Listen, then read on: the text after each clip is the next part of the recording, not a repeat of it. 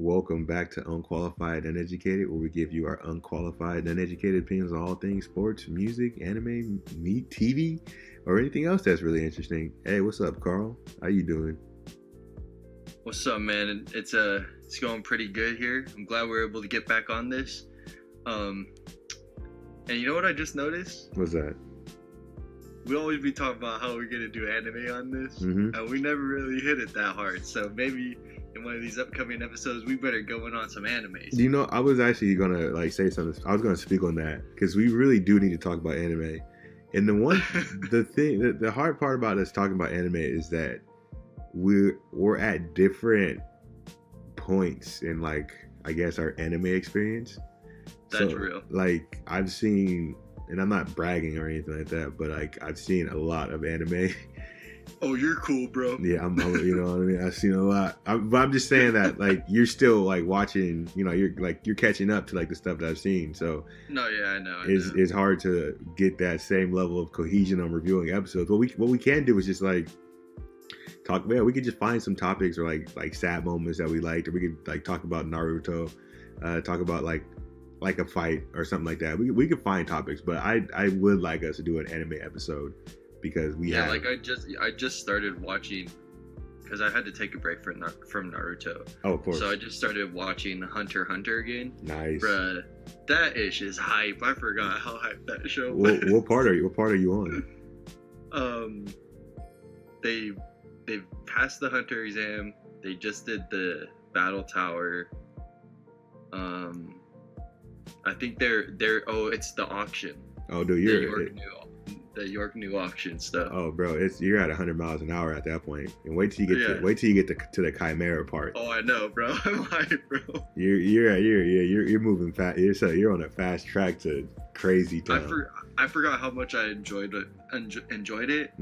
Because I watched it a long time ago now. Yeah. Hunter x Hunter for the first time, and then just a couple months ago, I was on YouTube, and then it had Hunter x Hunter in a 45-minute YouTube video shortened up, and it was some guy voicing it over. Mm-hmm. You know how they do the Dragon Ball Z abridged crap where they mess around. Yeah. And it was like that, but it was actually saying what was happening, mm-hmm. which was pretty cool. At the point where Gon goes to adult mode and then kicks P2's ass in the air. Oh, He goes, Gon kicked P2 up to heaven, and then God rejected her ass. Yeet. I just thought it was hella funny because that's how the dude was narrating it. Yeah. And I was like, bro, I'm so hyped right now on Hunter x Hunter again. So then started watching it, and I was like, dude, this is just good. The music is hype. Mm-hmm. Oh my gosh. Honestly, I'm gonna tell you the truth. I had actually rewatched that scene probably 3 weeks ago or something like that, and I just was like, man, it was crazy. And this is spoiler alert. Our territory. We're definitely into spoiler alert territory. Yeah. But so yeah, spoiler alert. This is a spoiler alert. Nice. When Kite died, I've never that was one of the first times in a long time I've ever been scared for an anime characters. I honestly was Gon and Killua. Those guys are in trouble. Oh, for the little kiddo. Yeah, when Kite died, because he was because P2, she was so far away from them, and they were killing all the other chimeras so easy, you know. And I'm okay, I was okay, they got this, and then I'm thinking that whole mission arc was going to be Gon, Killua, and Kite taking down that tower, just those three on their own. But P2 just exploded from that tower with her super powered legs and just ends up right in front of them. 7,000 miles. I know, which was insane. I thought they were safe. I know. And all he could say was she got there before he could say run. Pretty much all he was able to say was run. And she and then his came. Damn arm was gone. She just took off his arm. That was crazy. That was freaking crazy. But that's when it was those royal guards are ridiculous. Mm-hmm. Oh yeah. They're insane. But I think we can do that. We can break down some Hunter x Hunter on another episode. I'm But down, bro. I'm all about. I've been watching all these random videos now on YouTube on Hunter x Hunter. It's like talking about Nan, hmm like strongest Nan users. Just like, bro, it's so high. and then I got a list. I got some animes that you got to check out because I've gotten back into anime heavily the last like 2 months or so. But you need to check out the Promised Neverland, Rising of the Shield Hero, the last that time I got turned into slime. There's a bunch of anime out there right now. They're all pretty good. This season was pretty good as far as anime quality wise. There's a lot of like 8.5s and higher. So I'll let you know on that. We'll discuss that on the next on the anime episode. On the anime episode. But today we're gonna be going back to sports. It's been we haven't really talked about sports in a while, have we? It's been a minute. Yeah, we haven't had an episode on sports for a while. Quite some time. And I mean we could okay, so our first topic we're gonna be talking about our first sports topic we're gonna be talking about Russ's 2020 topic. And off tops, first thing we gotta say is rest in peace to Nipsey Hussle. He was gunned down tragically in front of his own store and it turns out it was by somebody in his own crew. So, oh my gosh. Yeah, so it unfortunate just because he was giving back to the community in a lot of ways. I watched this video probably 3 weeks ago or 2 weeks ago. Before this all happened, I watched a video and it talked about how he had on this block where he was buying. It was called like buy back the block, right? And he was buying all these old like stores, and he was turning them into like it was a clothing store. He was opening up a barbershop. He was opening up a food spot, and then he was like hiring like poor black people or disenfranchised black people from the community, giving them jobs and stuff. And I was like, awesome. That's really cool. Like you could say all you want about how this isn't turning like people have everybody has their reasons why their community is not doing well. At the very least, you could say Nipsey Hussle was trying to fix his community, and I respect him for that. And there's been a lot of reaching out and people expressing their condolences and just a lot of love from like musicians, sports guys, other famous people. Just a lot of people just showing love to Nipsey. And one of the people that showed love was Russell Westbrook the other night. And you want to talk a little bit about that? Yeah, I just wanted to say something real quick on the Nipsey Hussle thing. Mm-hmm. Like, I didn't know him for anything until like all this stuff happened where he got shot, and crazy that it was by his own peoples too. Like mm-hmm. that's just wrong. But it's kind of like upsets me that this dude who's doing like amazing things for a community. I had no idea about this artist.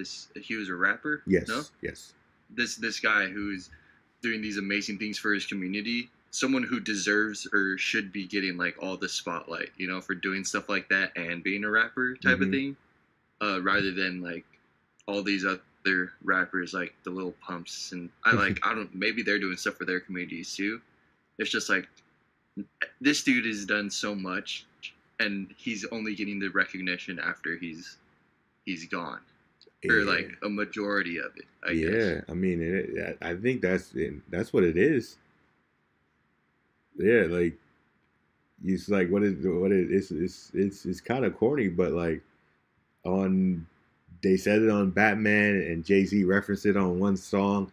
You die and be a hero, or live long enough to see yourself become a villain. Is because we only care when you die, which is ridiculous. It's awful. Like, imagine how much more he could have done, and like you were saying, you actually got to see it, like him in work while he was still alive, right? Yeah, a couple weeks ago or whatever.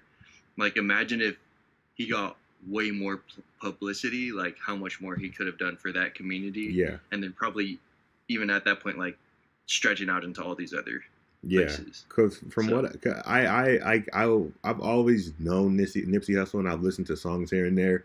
I really didn't get onto like the actual bandwagon until this last album he put out called Victory Lap, and like I don't know if I have it on record, and I might sound like I'm just jumping on some type of bandwagon or anything, but I've always said that was my favorite album of last year. So I'm not that is what it is, but I've always so last year is when I really started to see what he was what he was into and what he was about, and he always one thing about Nipsey Hussle, he always talked about like rapped about business, improving your not like because rappers they talk about stunting on other people and how much they got this and that, but he would actually speak about like building the community, building it, building up wealth, talking about money and things like that, but in a way that to like motivate people. So I started checking him out, and I was just he had his hands in a lot of things that was to help his people, and like you said, it's unfortunate because he was just adamant about helping the community, and yeah, it's just a really sad thing. It's just really sad. Yeah. And I guess condolences to all of his people from me. Same here. And I do want to say that if you want to hear about the Nipsey Hussle, a little more about it, I think we'll be talking about it tomorrow on Podcasting with the Squad. So you can check out that episode. I think some of the guys they're more familiar with or they have listened to Nipsey longer than I have, so they'll want to talk about their side and vent their frustrations and feelings. So they'll have some more input, and I think we'll discuss a little more at length tomorrow night. So check that out too as well. But so Russ dropped the 2020 in honor of Nipsey Hussle, and so what do you think about that? I mean, it's cool that he did it for Nipsey Hussle, but that might be one of the it has to be like historically one of the greatest stat lines of all time now, right? Mm-hmm. 20 points, 21 assists, and then 20 rebounds. Yes. In one game. Yes. That's ridiculous, dude. Indeed. Like, don't you remember when you would get on Batumba? Oh, the triple nickels? Like the triple nickel, bro. Yes. My boy did a triple 20-piece, bro. Yes. Dude, I like that's a real triple dub. That's a real trip dub. That's a trip dub for real. But like I want to get back to that point afterwards. But thinking about Russell Westbrook's triple double, like he had 20 assists, right? Do you know, like even when De'Aaron Fox will have 7 assists, but he really should have like at least 10 to 12 assists because the shots that the guys miss or the shots that guys fumble the ball and stuff like that, he puts them in the spot. So if you apply it to Russell Westbrook, I honestly think he probably should have had 30 assists because imagine the shots that the guys were missing. They didn't make every single shot that he passed to. There were some missing. Did they shoot above average field goal percentage? That is actually something I would want to know because I don't know, 20 assists, it seems like that's a lot. Like guys, it is a lot. Guys would have. You see, this is crazy because guys get 20 points. I would feel satisfied if I was in the NBA. Guys get 20 rebounds. That's a big thing. A guy get 20 assists. That's a big thing. Rondo gets like 7 points and 20 assists. But Russ had 20, 20, and 20. And dude, that's crazy. Like honestly, I feel like the last person I remember getting 20 assists in a game or close to it was like Hidu Turkoglu, bruh. he had one game where he just went off diamond it, and I was like, what in the world? It is crazy. 18 assists or some crap. So just for him, 20 assists alone as a stat line is like ridiculous, right? Yeah. Like that's huge. When dudes get like 12 assists or 15 assists, it's like, damn, he was like balling out. So 20 assists on its own is ridiculous. Yeah. 20 rebounds in its own right, again, is like ridiculous, And then 20 points, it's like average. But to tag that along with 20 assists and 20 rebounds, that's insane. That is insane. Yeah, it's insane because you got to think about it. So he created 20 points on his own, and then his assist created at least another 40 points. At least 40. So he was personally responsible for at the very minimum 60 points. That's crazy. Yeah. That's crazy. That's absolutely ridiculous, dude. And like this whole and then so back to that Batum thing. Like before in Russ is the reason why. Before Russell Westbrook went on this triple double like tear, I would get excited for guys that would get 5 points, 5 rebounds, and 5 assists. I thought those guys were like, you know what I mean? Like those guys, like I remember, bro. I remember you getting so hype on Batumba. Batumba was like one of my favorite players in the league. The triple nickel guys. There was a few of them. I would start out every season looking for triple nickel guys to root for. Boris Diaw was a potential one when he was like, he was a potential triple nickel. I still got hope for Kyle Anderson. I think Kyle Anderson could be a triple nickel guy, but I think he can be. It's that 3-4 position. They're mostly threes, but they can play 4. Those guys are usually always the triple nickel guys, and those guys are like my favorite player, my favorite type. That's why I like Grant Hill is my favorite player of all time because he's like the super triple nickel Super Saiyan. He's a Super Saiyan. The triple nickel Super Saiyan is Grant Hill because he did it back in the day. Like he's like, like in Dragon Ball Z where they talk about the first Super Saiyan. Oh. Like it's like to me it's like okay, you can say like Larry Bird or Magic Johnson, whatever, because they both probably had the triple nickels or whatever. But like I feel like Grant Hill is like that first like point forward triple nickel guy, and he's my favorite player of all time. Then you have like LeBron coming along and like Russell Westbrook, and like the numbers get crazy now. But like I mean, and Magic Johnson was probably a triple nickel guy too. But those guys, and it's just those guys are like your glue guys, because like usually the triple nickel guys they get the triple nickels, but they also play defense. Right. Like Draymond Green's a triple nickel guy. They also play defense. Andre Iguodala at one point, he was triple nickel guy. Yeah. And like so that's the distinction. They get the triple nickels and they also play defense. Like Marvin Williams. Yes, he is. Triple nickels. He is. Those. It was literally like at one point, like when it was the Bobcats, mm-hmm. It was like he was awesome. 3 out of 5 of their team was triple nickel. They had him, Steven Jackson, and Gerald Wallace. That team was crazy. That team was crazy. So yeah, like. The triple nickel guys are awesome because they're the glue guys. They hold it together. They get you the 5. Because they're rebounding, so they're ending the defensive play. They're dishing out at least 5 assists a game. So they're helping out. They're helping initiate the offense, and they're scoring at least 5 points. So they're hitting a couple open shots every game. And this is the triple nickel. I feel like is losing its importance now because the NBA is so fast paced that there's so many rebounds, assists, and points. Yeah. It was when I was really fascinated and into the triple nickels. This was like 2012, 13. Yeah. Or whatever, or around that time where it was still the NBA was still kind of 108 points a game is a lot. Yeah, and a triple averaging a triple nickel really is good because it's like.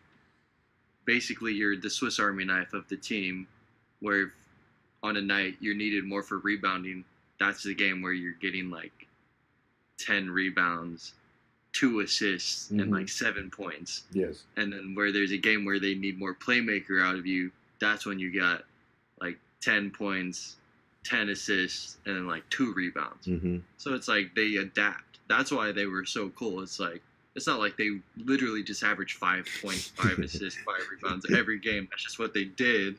It's just like they adapted to whatever situation, which was like, it was cool. It was like those guys, like you're saying, they're the glue for the teams. Yeah, because if you look at most of all the teams, they had a triple nickel guy. If you think back to Mike, like even like back in when like the Pacers and Miami were going head to head, like. Shane Battier, I can't remember his stats, but he was borderline triple nickel, or potential to be. And then like the Pacers had like Lance Stevenson, and then Nicholas Batum was somewhere on the Blazers at that point. We should come out. We should come out with top 20 triple nickel. Top 20. We should. Yeah, we could, bro. Like, we got to really break down the criteria, because I feel like at one point it was a big deal to have 5 assists and 5 rebounds. It was the average it's nice. Like, that's why Tyreek Evans was such a big deal that year. He averaged 25 and 5. He was a triple nickel guy. Triple nickel. He's a triple nickel, bro. A triple nickel of the year. That's a triple nickel rookie of the year. Like, people got like I don't.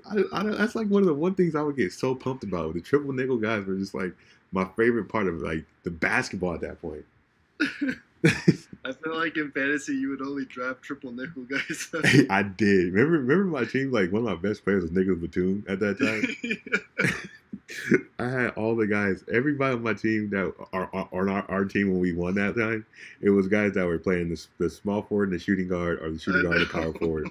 Like we literally switched them all like 3 positions every time. Yeah, they all had like SG, SF, PF. It was like sick. They don't do that anymore now. Most guys are like either a power forward or a point guard or a center, or some have 2, but most are just have 1, which is that's wild. Like Harrison Barnes is just a power forward. What? He's just a power forward. What's Giannis? I think he doesn't have PG through C. That's stupid. I think they just have center, and which is crazy because like fantasy should, like, the NBA is so positionless. Like, there's multiple positions guys could play. Yeah, that's dumb. It's stupid. And then I want to rant about NBA fantasy basketball for a second. Fantasy basketball is trash. It's so trash because they have the season. The playoffs start so late into the season that, at this point, at the end of the season, the superstars are getting rest, right? So it's like they're not playing in the playoffs for you because they're resting, or they're injured, or they're just getting ready for the playoffs, or they're getting shut down for the season. I drafted this team. And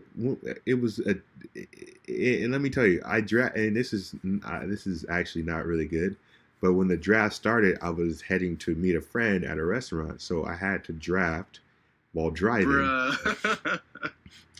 This was the most scariest thing I've ever done in my life. Like, don't ever draft and drive. Don't draft and drive. I've texted and drove before. I've changed music on my phone while I was driving, but I've never drafted. And I have to say, this was the most scariest experience that I've ever had driving. I don't know if I had close calls, but I felt like every time it was my time to pick a point at somebody, I felt like it was a close call. But I made it. I didn't crash. I got to the restaurant. I finished my draft, right? I drafted last in this league, I believe. One of the last people to draft in this league. And I drafted an amazing team. Amazing team. We went like 12, or I think we went like 12 weeks undefeated. It was insane. This team was insane. And Kevin Love was my second best player on the team. And he got hurt like the first week of fantasy. And I never dropped him. I just kept him.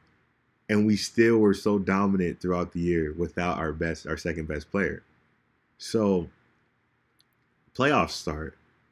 My team is not really healthy, but they're healthy. I get through the first guy, win. And then in the second round, I play Ramiro. Shout out to you, Ramiro. I lose by 1 point. Oh. By 1 point. And the worst thing about it, if I would have scored one more point, I had the tiebreaker because I beat Ramiro I think twice during the regular season. So I had a tiebreaker. So I'm playing for third and fourth, and then Ramiro's playing another guy for first place. And then Ramiro lost to this guy. Shout out to you, Omar. Omar won the fantasy league. But check this out. I have more points than Omar. No. And I had the same team that I had when I lost to Ramiro. So if I would have had one extra point, I would have beat Ramiro. I would have gone on to play Omar, and I would have won the whole thing. I'm taking that as a win. I won. I won that league. I won. I won. but I didn't win. I'm sorry, I didn't mean to go on that long rant. The whole thing was just to say the fantasy playoffs should start earlier in the season so that you have the chance to have your superstars, because you draft the superstars in the beginning of the season for a reason, because they're the people that get you the points, they get you everything. And when you get into the later season, when everyone's resting and they're not playing, that's not the same team that you had in the beginning of the season, so it's technically not fair. I agree. That's the same issue that I had with this fantasy football league that I do with my buddies. Mm-hmm. Our damn playoffs would always be like week 17 or week 18, and it was just like, bruh, like if you got a player on a team that's set in the playoffs, they don't need to do anything else. They're resting all of their guys, so it's just like screws you. So, and they made the playoffs like 2 weeks per playoff. So it's like you could win the first week, and then the second week would screw you over, and you lose the matchup overall. So it was just like, this is crazy. Luckily, we changed it back to 1 week playoffs, and it starts a lot earlier. So I think there's still like 2 regular season games after our championship's done. Mm-hmm. Oh yeah. So then it works out nice, where it's like, luckily you beat the little wave of rest. Yeah. And that's the worst part. And F fantasy football and basketball and all that crap, because I hate it anyways. Every time I play it, I get pissed because it's all freaking chance anyways. Dude, so, bruh. It is. And the one thing I hate about fantasy is I hate especially this season, because like there's so many for the Kings. We had a disappointing ending to the season. I'm not gonna say that the season was disappointing. I say the season was very exciting. But it was tough this season playing fantasy basketball because I didn't want my team to lose. But every person I played had a Kings player on their team. Right. And what they did directly affected what I did. And you know, when I lost to Ramiro by 1 point, it was because Buddy Hield scored a basket in like garbage time. He didn't even we already had lost, but he just drove to the basket. And he scored that basket, and that's how I lost. I lost on a Buddy Hield layup that didn't need to happen, and time expired. That's trash. That's the good reason why. I mean, I haven't played fantasy basketball in a couple years now. It's good because now I don't have to like root against the Kings in any way. Yes. But luckily for football, I don't really have a team. I say I'm a Texans fan. I didn't follow them too well.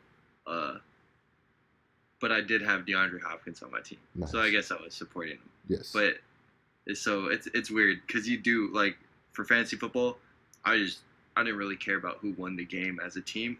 I just cared if my dude had like 10 receptions and 100 yards type of crap. If he got the carries that he needed. Yeah. Yeah, exactly.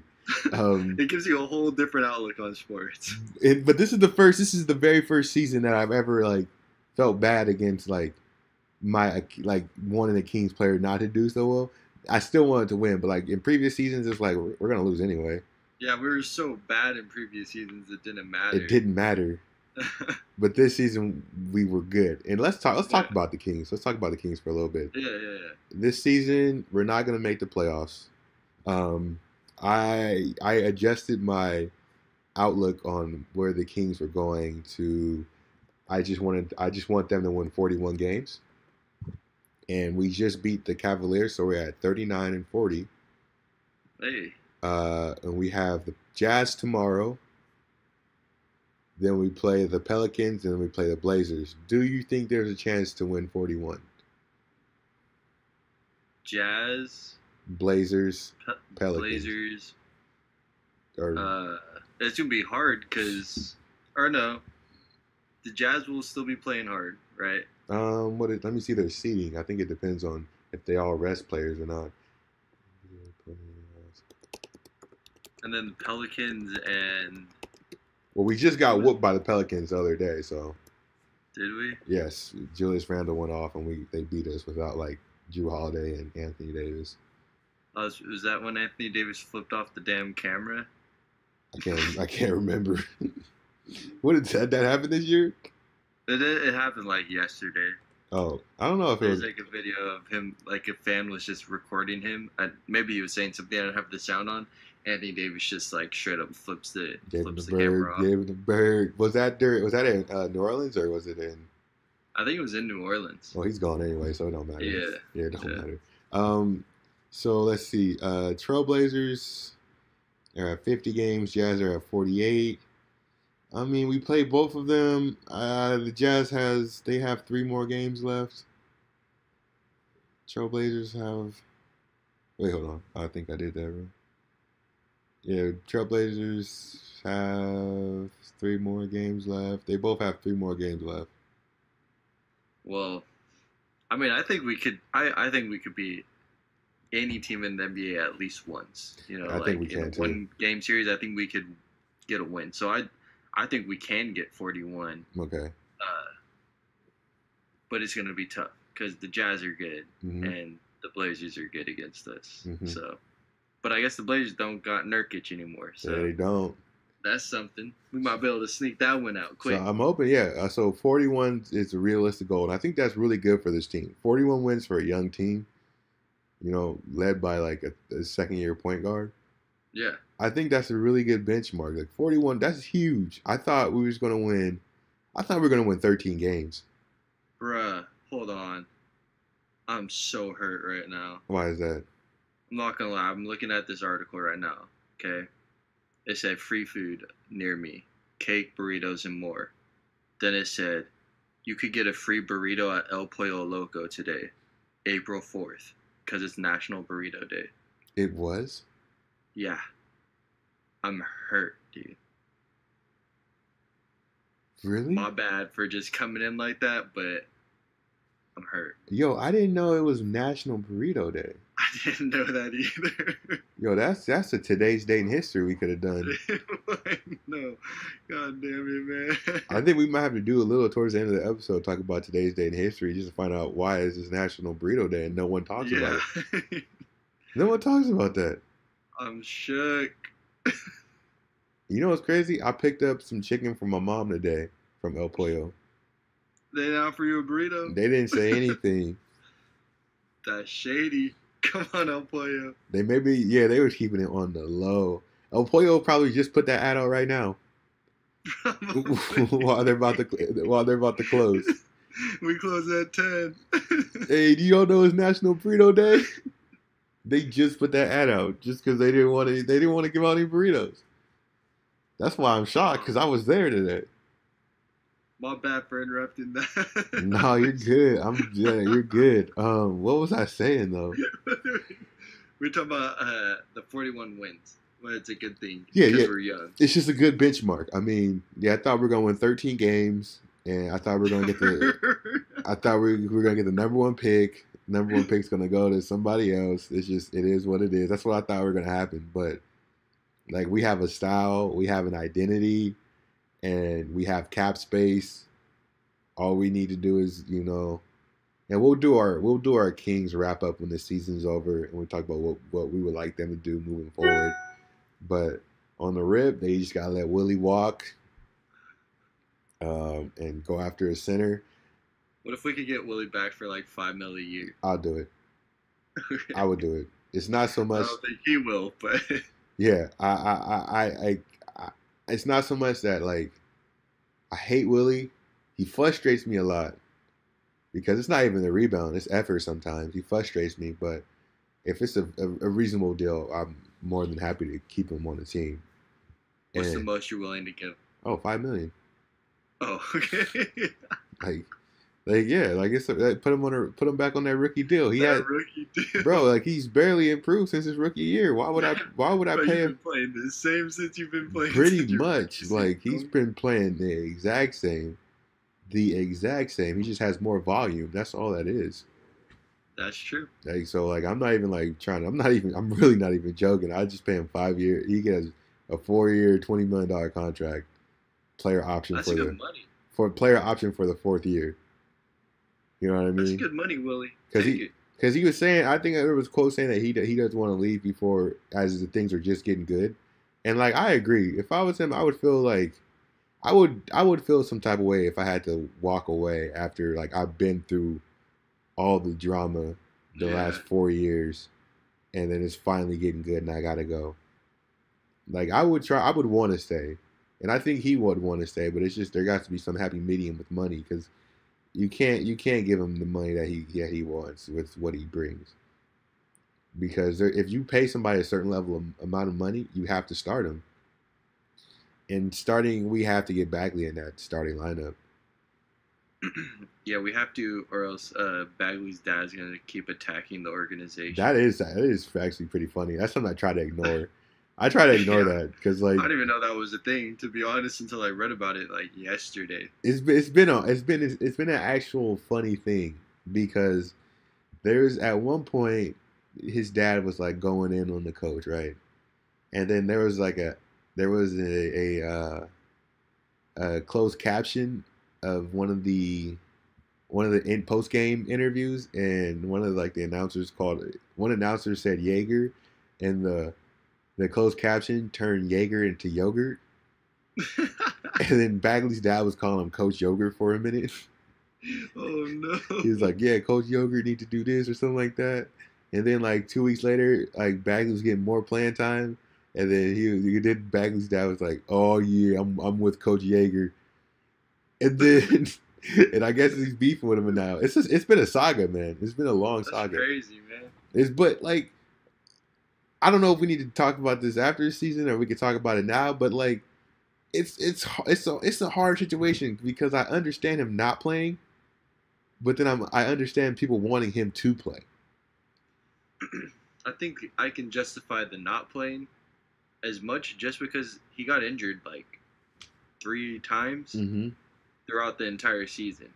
Yes. So if he's getting injured that regularly, coming off the bench type of thing, no need to like push him into a role where he's gonna have more stress on his body for his first season, and just keep giving him like the minutes that he's getting. I'm okay with that just because he was getting injured quite a bit, or what seemed like quite a bit. So in that regard, less minutes is good. I don't want to Tom Thibodeau his ass to death. You know, that's actually a really good point. That's like probably the best point I've ever heard regarding this situation. Because I was on the fence on both, and you kind of brought me over to your side. I mean, I would love to see him in the starting role and see like the stats he can put up and what he can bring, because I know it'll be good. But like, we were pushing for the playoff spot. Maybe I could justify him going to the starting lineup, you know? Yeah. But especially now and for the past like month, where it's kind of like we know we're not going in, you know? That's where it's like, yeah, I'm definitely okay with him not starting. Like how they shut down Harry Giles now, you know? Just to like preserve our guys, especially the dudes who are injury prone. I don't want to lose them. True. So no, I agree, and we can we could get into this even further, but let's move on because we'll get into a King centric podcast because that needs to happen one day. Yeah. But let's move on to the boy Porzingis. Oh gosh. The boy Porzingis. Can we call him the boy anymore, man? Well, we gotta let we gotta let it have. We gotta let the court case. We gotta let that get solved first, right? Can't just turn on a guy just because he's been accused of something. But at the same time, I don't want to be insensitive to the victim of this case. You know what I mean? So I want to proceed on this topic with caution, and I just want to go back to the episode when we talked about Porzingis getting traded to the Mavs from the Knicks. Remember, we both were like, "There's something else. There's a reason why it wasn't just the Achilles." We kind of were like, it must have been because the Knicks didn't feel like he was fully healthy from the Achilles. Why they? Because the speed in which they moved on from Porzingis was just too fast. He goes in and says he doesn't like the direction of the team. 2 days later, he's in a trade. So we both felt like there was something else that the Knicks felt that they needed to cut ties with him. And this was it. This had to be it. Yeah. That's crazy to think about now. Because it was like it happened fast, and we like they didn't get what we thought would be like equal value for Porzingis. So it was like there must be something else. And I think what I'm thinking, at least now, what I was thinking back then was they probably just think like maybe they saw him do like a little like mini workout and they're like, this dude is not the same. Like he's not going to be the same type of guy after the injury. And maybe that's why they're moving on. But then this thing coming up now, makes so much sense why they're like, bruh, let's just cut ties. Because if that is true, which I really hope it's not for both parties' sakes, especially for the women's sake. Yes. That would destroy, like he's just gone. Like you don't recover from that, you know? That's a centerpiece just gone. Exactly. Ray Rice, bruh. Exactly. And now I like that you said that because we want to proceed, and I don't want to get into any of the details about it because the way if you read the report a certain way, it's some sick crap, bro. Yeah, it's just if you read the report a certain way, you can be biased towards either side. I do know that it supposedly happened the night he tore his ACL. I didn't even know that. Yeah, so it happened. If I read it right, it supposedly happened the night he tore his ACL. Yeah, what the heck? Yes. I did not know it was the night he tore his ACL. It's supposedly the night he tore his ACL. Oh, because then that could even like make it seem like, he's all pissed off because his like season's over or whatever, and his career's in jeopardy. So then he goes and does some stupid crap too. Yes. That's crazy to think. Oh my goodness. So like that adds so much more. And then he offered her money too. Oh jeez. I think it was like $68,000. Was she just like someone that he knew, or I don't know. What's that relationship? I don't know. So that's why it's so crazy. Like if you start once you start adding up everything together, it's like, okay, the Knicks were just like, we can't. And on the Knicks side, like I totally understand everything. Like you cannot go into next season as the New York Knicks with the New York media with this on your team. Yeah, especially like if it's true, if he offered money, it's the night of the night he got hurt. Like if I'm the Knicks, I'll like what is it like your red flags are up or whatever. Yeah. Like bro, if I'm the Knicks, like yeah, in my mind I'm like I'm pretty certain with the information that I've heard, whether it's gossip or not, that this dude might have been involved in something that's not good. So we got to try to deal him and get something out of him, which is kind of ugly in a way of a business standpoint because they're just like, we know this dude did something shady, let's get rid of him and like put that plague on someone else. Yes.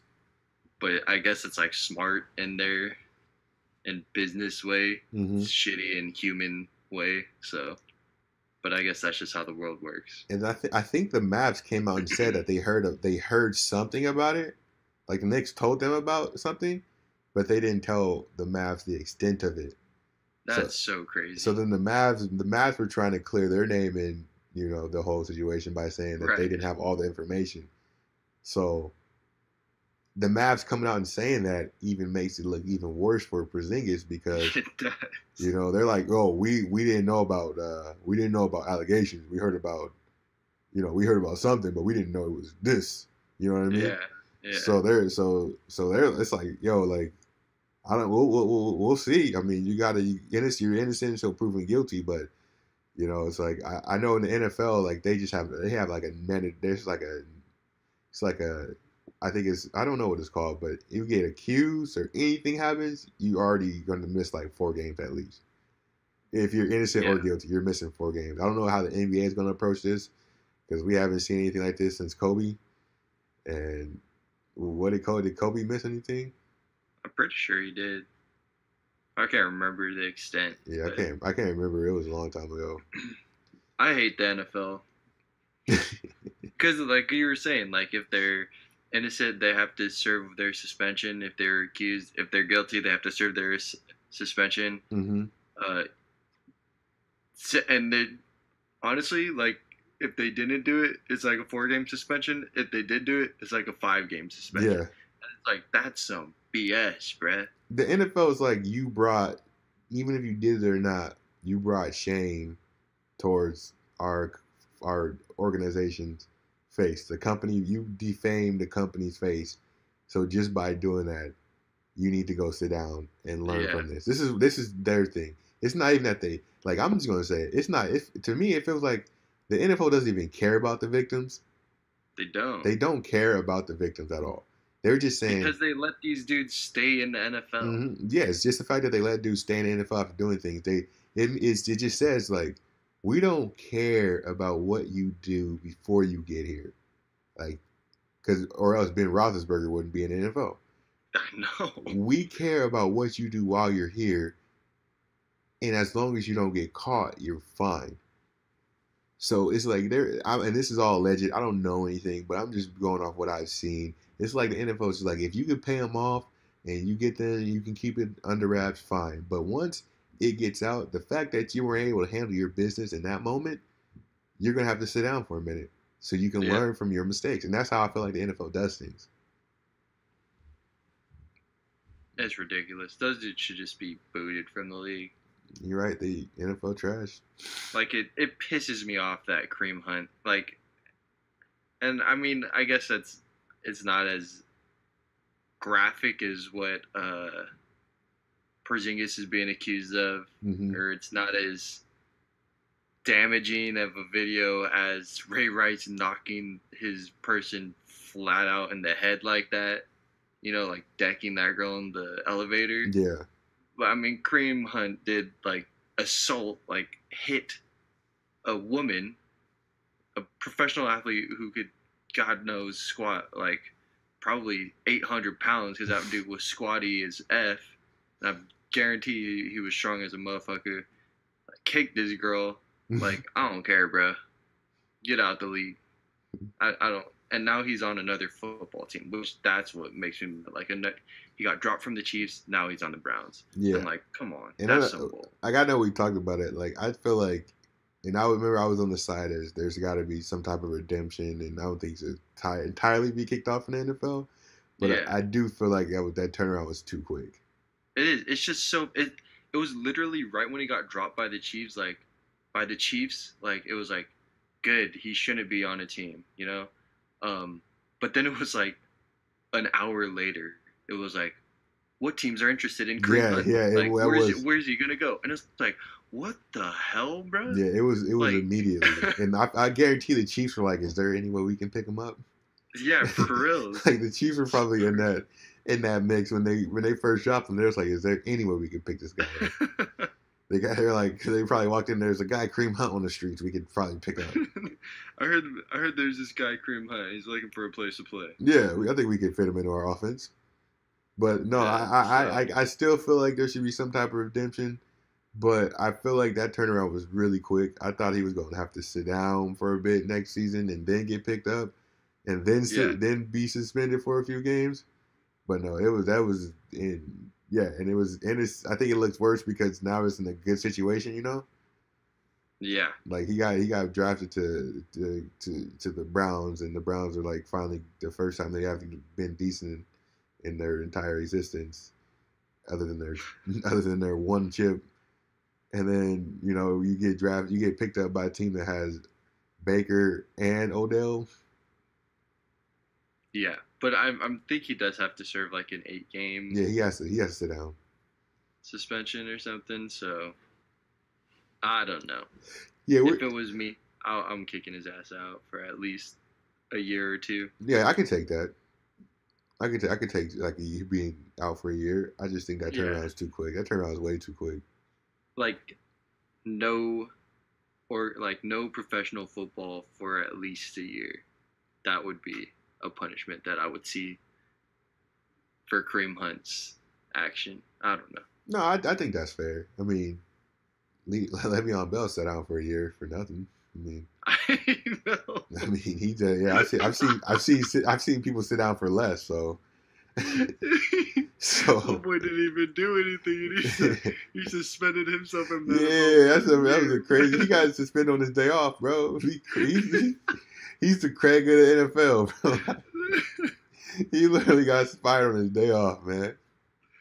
That was crazy, bro. Yeah, it's just like, okay. I thought this was gonna be a big move, but what it is what it is. I saw all these things. It was like Le'Veon bet on himself, and he lost. I mean, I was like, that's so sad. It's sad, but like I give him props for doing it, man. Yeah, good for him for trying. I give him props for doing it. And I think the way the contract is broken down and the amount of guaranteed money, I think he has more guaranteed money. Don't quote me on that, but I think there has to be a silver lining in this. I think there is. I think on the old contract he had less guaranteed money. Well, did he get paid at all for this last year? I don't think he did. I wonder, because if he got paid at all, then that's a silver lining because he didn't do nothing. Well, he didn't deserve to get paid. I know. So if he got paid at all. Yeah. Oh, you know what? He probably did through like endorsements. Yeah, probably endorsements, but I don't think if you don't play, you don't get a check. I don't know how the NFL works, but like I don't know how it works. I don't know how they work, but the only reason why you get paid when you don't play is if you're hurt. That's it. That's it. He was hurt emotionally, bro. He was. He was like, I'm hurt, bro. I am hurt. Yeah, he was hurt, but I saw him throughout the whole entire year on Twitter and Instagram talking smack, and I seen a bunch of laughing emojis, man. He was talking hella mess. Yeah, man, he couldn't be that hurt. And you know me, I'm pro player. I've always been pro player, but nah, if you don't play, man, you gotta sit down and you gotta like use your own money. You can't be getting paid. So yeah. So yeah, I mean that's yeah. So what else we got? What else we got on that topic, Docky? What we talk about? Let me think. We did Westbrook, Porzingis, Kings, right? Oh yeah. That was the top of docket. Oh yeah. Oh yeah. Oh one more. Are you watching this Final Fantasy? I mean, not Final Fantasy. Are you watching the Final Four? Not gonna lie, I watched like the most exciting days that I think of March Madness. Also, I was busy on all the other days where the games were happening, or the first 32 games. Mm-hmm. Like that very first round is amazing, just Yes. because there's so much happening. Like 1 versus 16s. And the 5 versus 12 matchups that always end up with like an upset, 12s beating the 5s. Mm-hmm. Like that's the most exciting day. First off, because there's literally a game on at all times because they have 4 different games going on 4 different channels. They even bring True TV into it or whatever. Mm-hmm. So it's just amazing to have that much basketball happening. And college basketball during the NCAA tournament is I think the purest form of like competitive basketball that you can watch, just because they're just like, I think that's the hardest you ever play, or like you see these guys play, just because like they don't have contracts to worry about, they don't have endorsement deals that they're caring about. They're just like they're playing because they all want to get to the same like championship, and it's just like crazy. It's hectic, and I love it. Yeah. So that's the only day I watched. I didn't watch anything else. I made a bracket 10 minutes before the whole thing started. Did good the first round. Got crapped on the rest of the round. Got no teams in the Final Four left. So I don't really even know who's in the Final Four. I'll watch it if I have the chance for sure. But I haven't really been following it. I think the people in it are Michigan State. Texas Tech. Virginia and Auburn. Yeah. Yeah, yeah. I know Virginia has a bunch of like pretty good pro prospects. I'll probably pull for Texas Tech just because my cousin went there for like a year or something, Mm-hmm. and I think they might have a guy who they're projecting to go top 5. Like he's like a 6'7" shooting guard. Okay.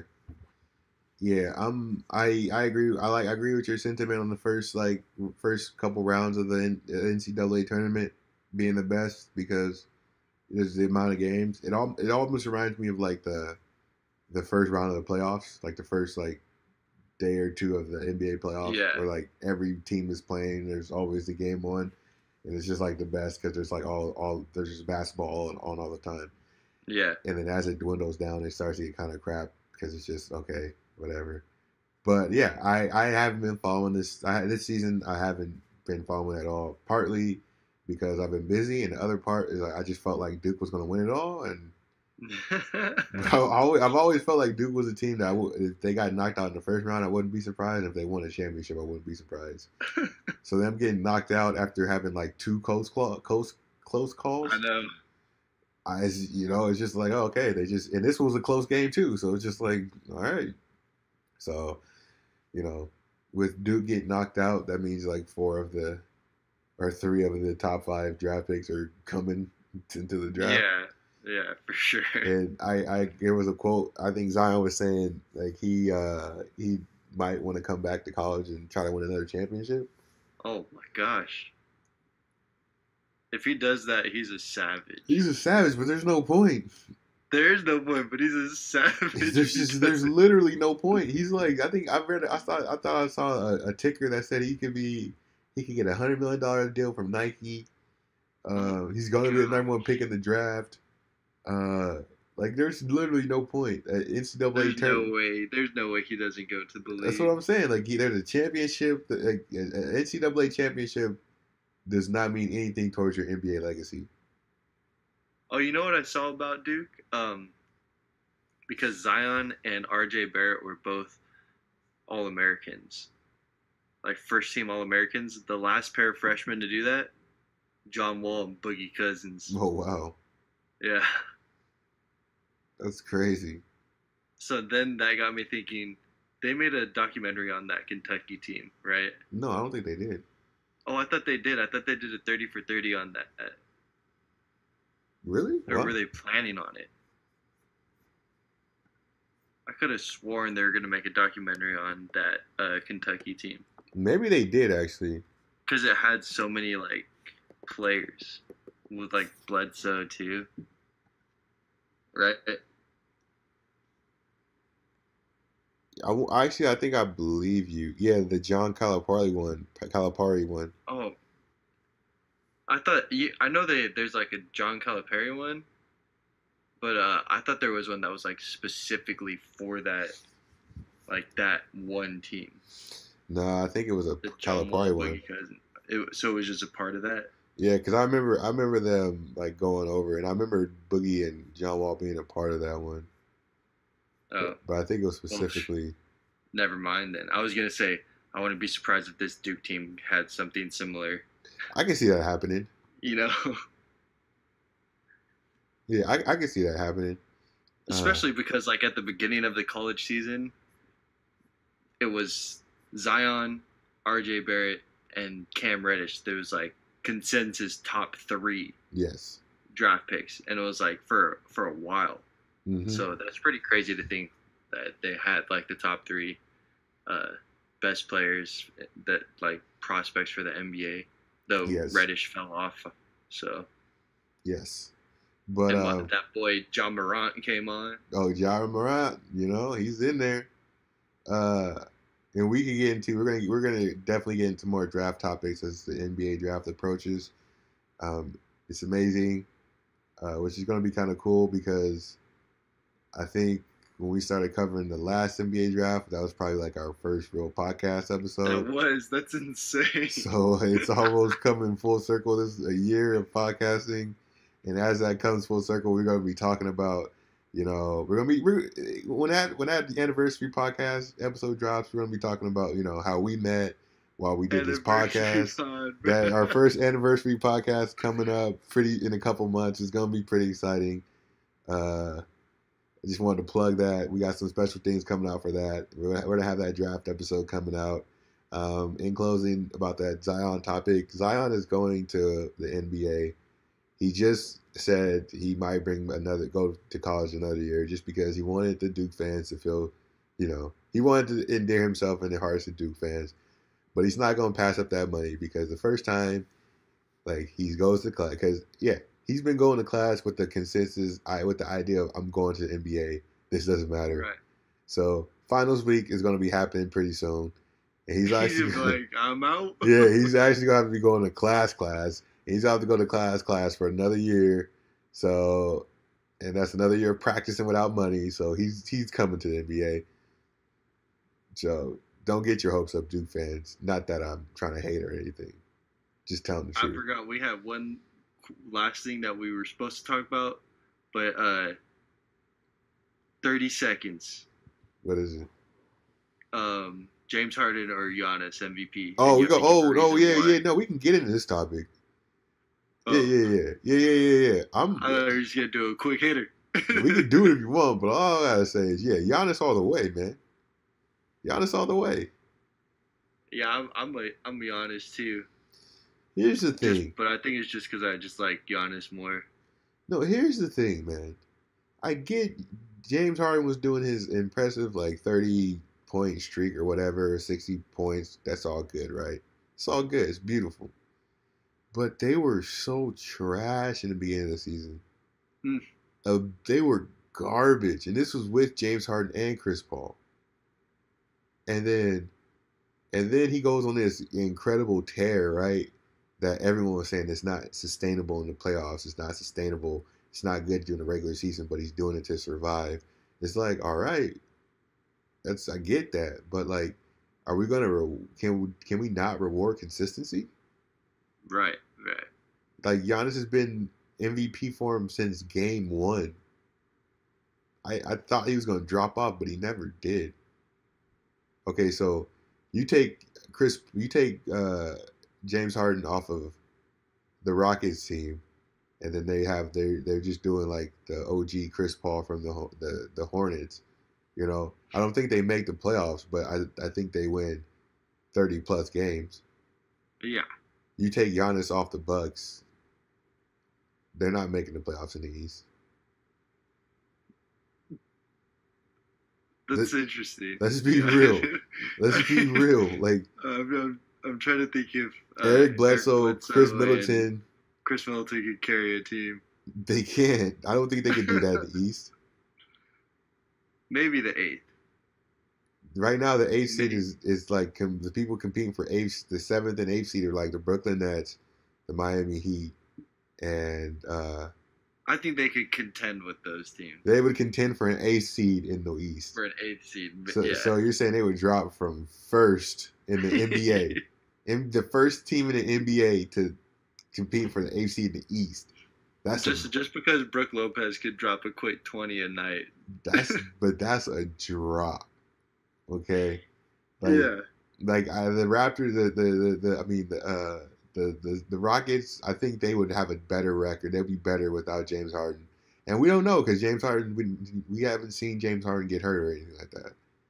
And they, because they have talent on that team. But they have to play in a James Harden system where Giannis lets his players play in a real system. And I just don't like watching James Harden play. I just don't. I don't know. I think if I was a Rockets fan, like my cousins who are from Houston, then I could find some way to enjoy James Harden and the way he plays. Because, if you're a Rockets fan, dude does it all, right? He scores hella points. Mm-hmm. Does his step back and, serves up facials all the time. And then, dishes out, hella assists. So, if I'm a Rockets fan, it's damn, this dude's awesome. From my standpoint, I don't really care. I watch it, and I'm just dude can make tough-ass shots. Don't get me wrong there. But I haven't watched him play in a while because I don't really care to watch him play. So No, yeah. I mean, I respect that. I'm biased, man. I just don't want to watch James Harden play. No, I don't like watching him play. It's just drive to the basket, get called, drive to the basket. That's why I stopped watching because it was just that. It was like he drives and then does that crap where he's like throws his hands up and then someone like touches his fingernail, bruh, and then it's like 4 shots. Get four free throws, please. Or he'll shoot a 3, miss a 3, or pass to somebody. That's it. That's all James Harden's gonna do. Or someone be going for a steal and they swipe his beard and he falls. Yep, pretty much. And like that doesn't make sense. Come on, James. Pretty much. And then just like you were saying, Giannis consistent the whole season. Like most valuable player, right? This dude is the most valuable player for his team. Mm-hmm. They're still number 1 in the East, right? Yes. So he's led them to being the best team in the East. Or do they still have the best record? Yes. In the NBA? Let's check, but I'm pretty sure yes. Because just with like that, right? If they still have the best record, so best player by far on his team, right? On the best team in the NBA record-wise. Yeah, by 5 games. Equals the most valuable player in the league. See, like that doesn't make sense. You can't argue against it. See, that's the thing. Like, I don't understand why we're changing the rules now that it's Giannis' turn. Like, it's been so long. The MVP is the best player on the best team. Right. The best team is with the best player. It changed a little bit when Russell Westbrook had it because like he just had that triple double and they're just like, okay, we're gonna give it to him. That's when he averaged had the best average stat line in history. Yeah, so they were just like, we're gonna give it to him. But it's always been the best player on every team. It's not the actual the most valuable player. It's just the best player on the best team. Even though we kind of broke it down and said Giannis is super valuable because that team would drop from first to competing for the AC. That's a dramatic drop. That's actually what that is that's a 20 game drop. Yeah. That's 20 games. That's crazy. That's 20 games. So, Giannis is definitely an MVP to me. There's no question about it, and I think there's been some talk about some xenophobia going on in the NBA. What? Yes. Why? What is xenophobia? It's like when you are. It breaks down the fear of aliens, right? But it's really like I don't want to say illegal aliens, but just like people coming in from aliens from outside the America coming in. So like Luka, what? Like people. It's just like foreigners coming into the. It's like you're afraid of foreigners, right? So like the reason why it's not really xenophobia. That's what like ESPN was calling it, but it's not really xenophobia. It's more like national biases. Like.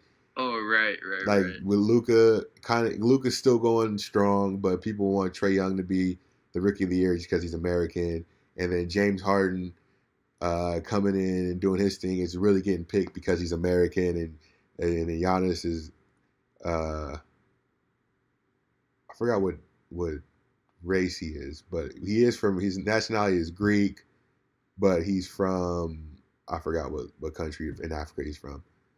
So there's been a lot of, instead of saying xenophobia, there's been a little bit of national bias in terms of, James Harden and Trae Young over Luka and Giannis.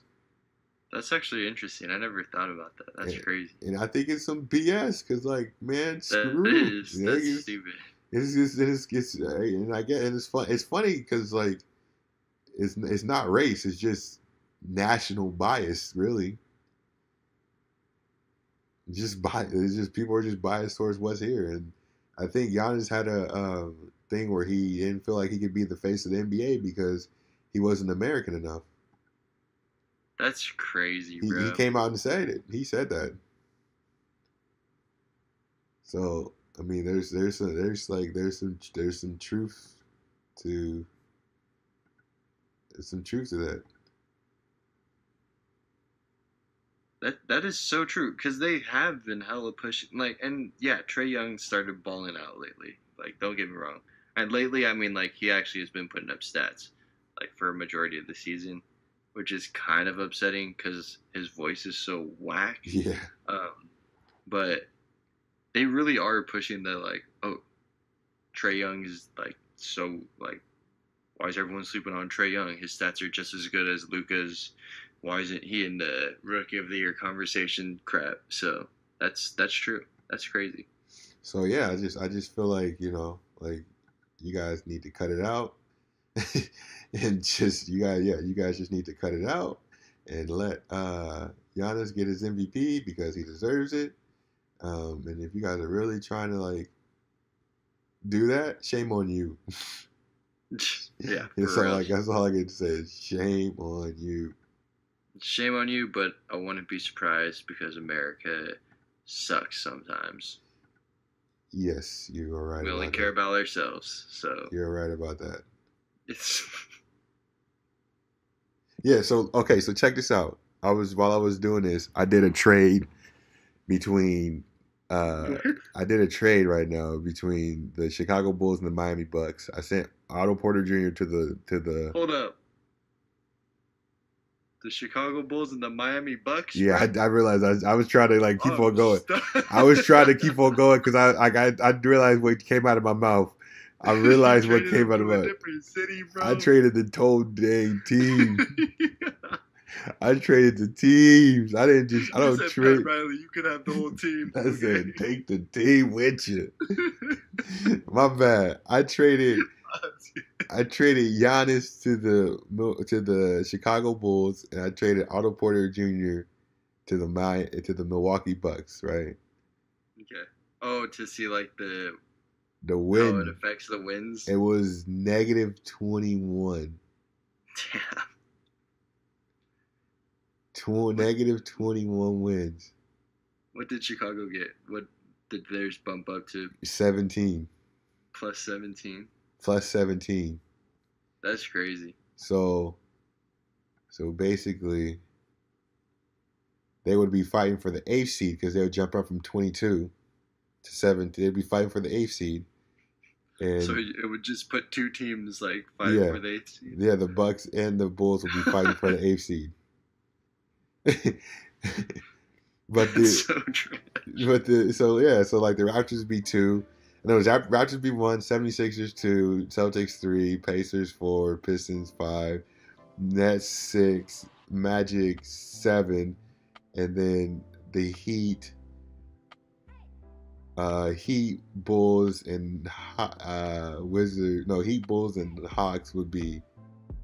Oh no, what did I say? The Heat, Bulls, and the Bucks would be fighting for the 8th seed, and potentially the 8th, 7th, and 9th, 8th, 7th, and 6th, because it's 39 wins to get. Right. Yeah, so they would. Yeah, so they'd be in that mix with the Hornets. Yeah, so that's crazy. They would. If you take Giannis off the Bucks and put him on the Bulls, two teams are fighting for the 8th seed right now. That's crazy. It is. And that's the thing, though. Otto Porter isn't that bad of a player, and he, he's not bad, but he's not like great.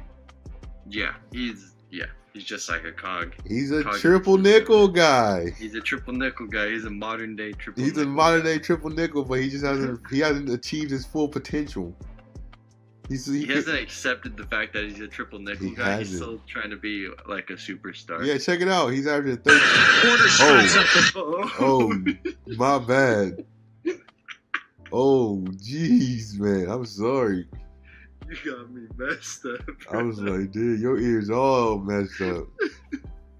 But no, check this out. He's averaging 13.9 points. Okay, he's got the points.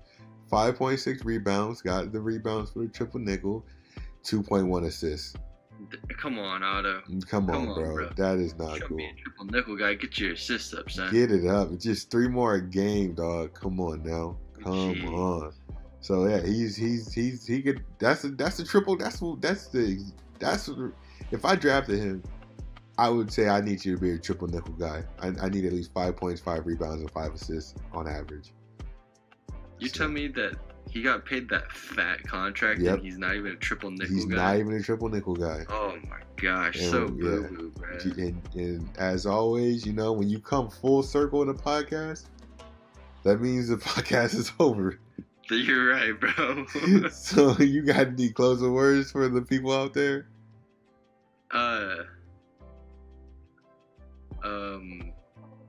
April showers bring May flowers. That is true. That's true. That's true. That's all I gotta say about that. That's true. We will have some more content coming out. We're gonna try to get a general topics episode coming out soon. Tomorrow, podcasting with the squad. We're talking about probably Nipsey Hussle and some other things. So be sure to check that out. As always, stay unqualified, live uneducated, and we're out.